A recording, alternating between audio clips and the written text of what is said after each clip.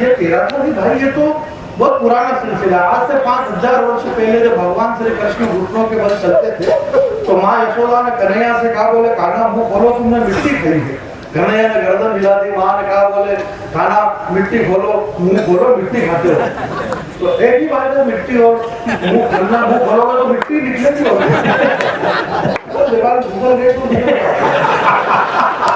इसका कोई लोड थोड़ी है, इसका बड़ा मेहरा कम तो कुमार जी की जवान नहीं फिसलना चाहिए, वरना पत्रकार पीछे पड़ जाएगा। जवान फिसली इनकी, इन्होंने ऐसा किया, इन्होंने ऐसा किया, इससे मैं बड़ा ही नहीं बनना चाहता। छोटे बनो, मर्जी पड़े जो कर दो।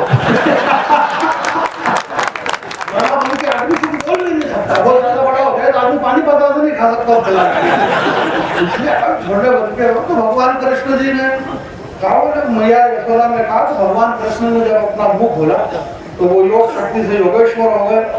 तो उन्होंने अपने मुंह के अंदर माता को दिव्य दर्शन दिए। पृथ्वी, पाताल, तल, तलातल, महातल, भूतल, सतालोक, तपलोक, भूलोक, वर्गलोक, स्वर्गलोक, 3 लोक, 14 भुवन भगवान श्री कृष्ण ने बचपन में सब कुछ खा गए। पूरी दुनिया में खा गए, किसी को दिक्कत नहीं, ये क्यों खा गए। अब ये बड़े लोग पता हो, 1,00,000 2 लाख खा गए, बोले खा गए। ये तो बहुत पहले से चला रहे सिलसिला है। 500 साल पहले पंडित आत्माराम विजय की संतान बाबा तुलसी ने लिख दिया, युग सहस्त्र योजन पर भानु नीलो पाई मधुर फलित। 15 करोड़ किलोमीटर दूर इस पृथ्वी से सूर्य की दूरी हनुमान जी बचपन में पूरा सूरज खा गए।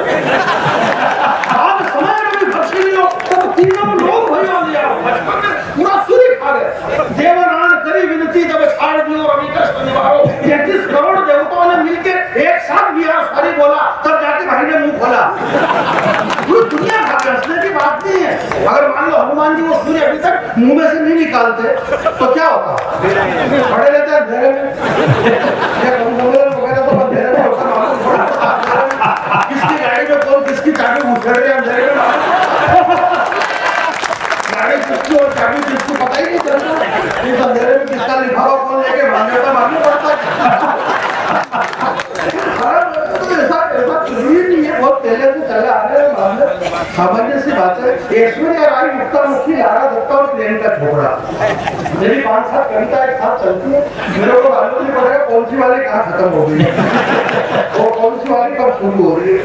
बाकी सब ठीक है। 5 साल मेरे का सुधर बहुत बढ़िया, बहुत अच्छा आप लोग सुन रहे हैं और सारे कवियों ने बहुत अच्छा सुनाया है और अच्छा इसलिए सुनाया क्योंकि अच्छा सुनाते हैं तभी पैसा मिलता है, तभी पैसा नहीं।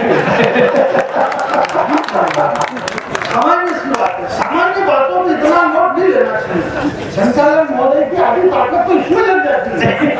बोले हमारे बीच में शुद्ध कविता तिवारी जी लखनऊ से आई है, ये हमारे बीच में वहां से आए हैं, तो ये वहीं के रहने वाले इसके वहां से आ गए,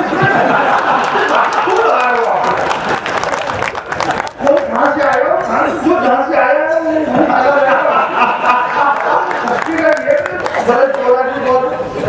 नगर निगम वालों ने इतना जरूर करा तुरंत लिया कि आपने कम सम्मेलन कराया तो कम से कम ये जो बड़े लोग हैं मंच के ऊपर बैठे हुए हैं, आप लोग नीचे बैठे, इसका मतलब ये नहीं कि आप छोटे लोग। तराजू का जो पलड़ा होता है, जो भारी होता है ना, वो ऊपर होता है। ये ऊपर अच्छी बात कह रहा, अच्छी बात कहता हूँ,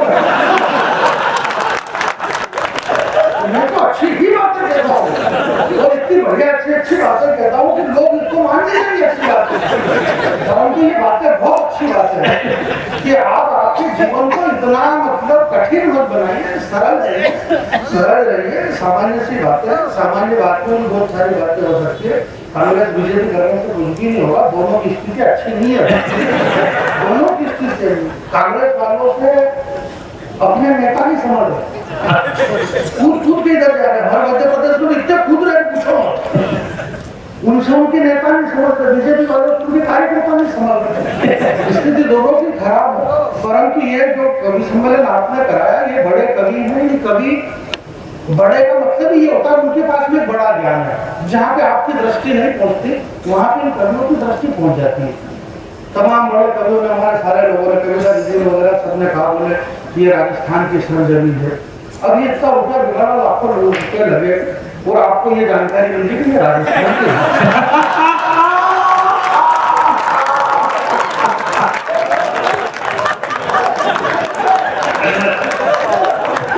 सही कह रहा हूँ। अभी 2 साल तो कोरोना में चला, इसके पहले भरतपुर वगैरह उनके कौन से हमारे चिरंजीवी वगैरह कराते थे, तो बहुत सारे लोगों को बेचारे को मालूम ही नहीं, वो यूँ समझ रहे थे अपन कर्नाटक में रहते हैं।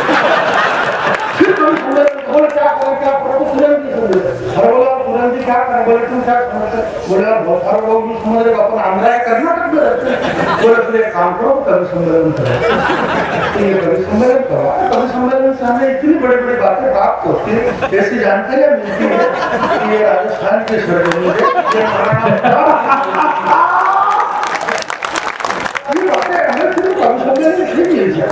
भाई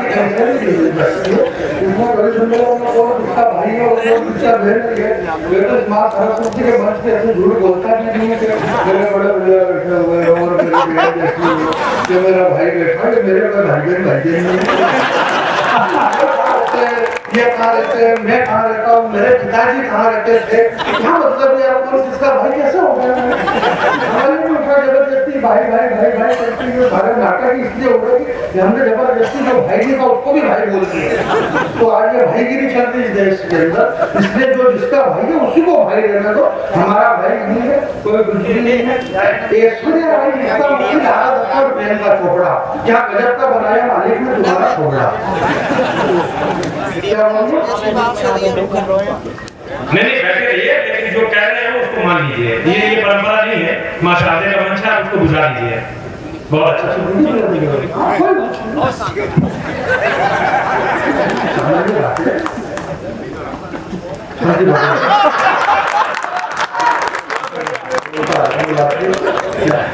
Aishwarya Rai युक्तामुखी Lara Dutta, Aishwarya Rai युक्तामुखी Lara Dutta Preca, ये बहुत सम्मान है हमारे आदरणीय, इतना बढ़िया रानी लक्ष्मीबाई को लेकर कितनी बढ़िया श्रेष्ठ कविता सुना है। अमेरिका से अभी जयपुर में पत्रकारों का अधिवेशन हुआ, तो पत्रकार आई यूनिवर्सिटी से, उसने कहा बोले हिंदुस्तान के अंदर महिला सुरक्षित नहीं है, ऐसा उन्होंने कहा था, मैंने भी सुना है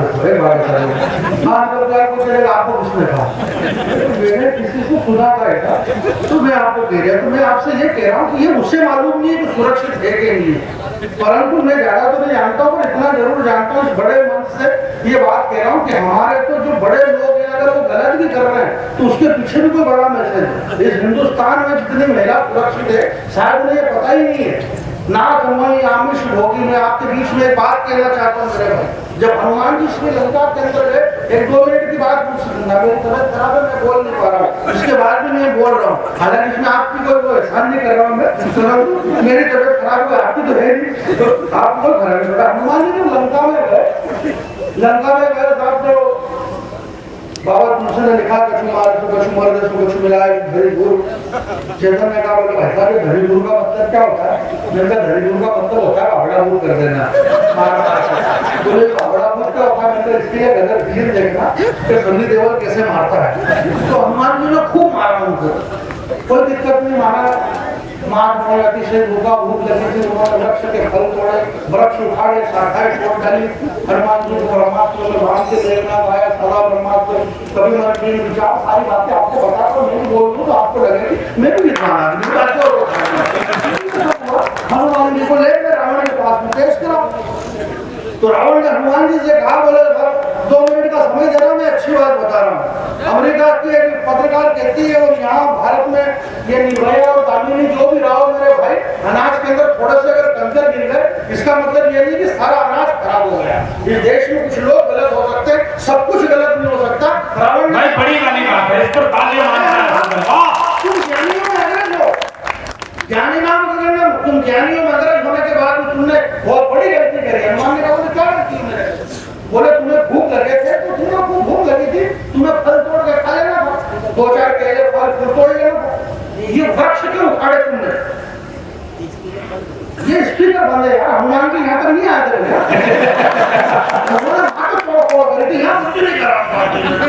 परंतु देखो हनुमान जी का प्रभाव,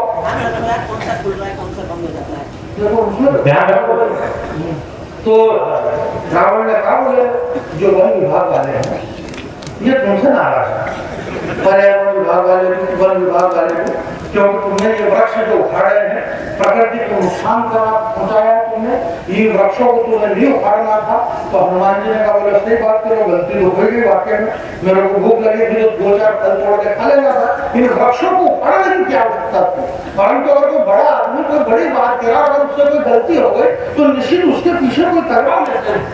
आज हमारे मंच में कुमार जी बैठे हैं, ये कुछ बोल रहे हैं तो निश्चित इसके पीछे बहुत बड़ा रहस्य है। तो हनुमान जी ने कहा बोले देख रावण, गलती तो मेरे से हुई है कि तेरी अशोक वाटिका के मैंने सारे वृक्ष उखाड़े, ये शाखाएं तोड़ी, फल तोड़े, सब कुछ करा है।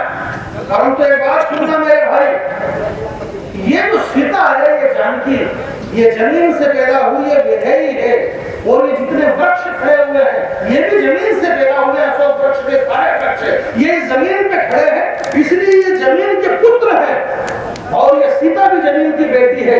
ये वृक्ष इसके भाई हैं, और एक बहन अगर अभी आंसू बहाती है और अगर भाई पीठ बन के खड़े हैं, उन्हें जिंदा रहने का कोई अधिकार नहीं।